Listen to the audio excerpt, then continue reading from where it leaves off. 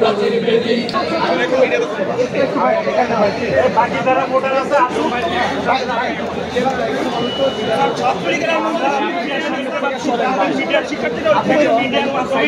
শিক্ষার্থীদের নিরাপত্তা দিকে যদি প্রশাসন ব্যর্থ হয় তাহলে দায়ভার প্রশাসনকে নিতে হবে। এবং ঢাবির যারা আমাদের বোনেরা এখনো ক্যাম্পাসে আছে অনাবাসিক, তারা যেন নির্বিঘ্নে বাইরে যেতে পারে।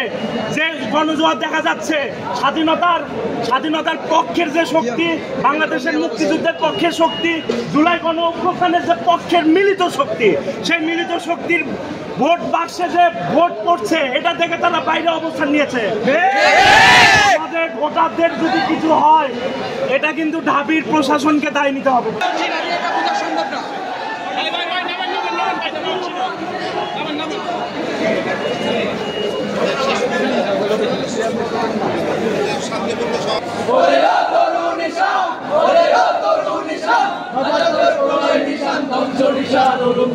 প্রাচীর বেদি তারা রইল কপাট, তারা রইল কপাট, ভেঙে ফেলবো লোকার রক্ত জমা শিকল পূজার পাশার বেদি।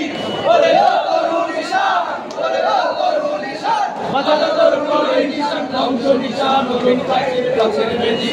তারা রইল কপাট, তারা রইল কপাট, তারা রইল কপাট।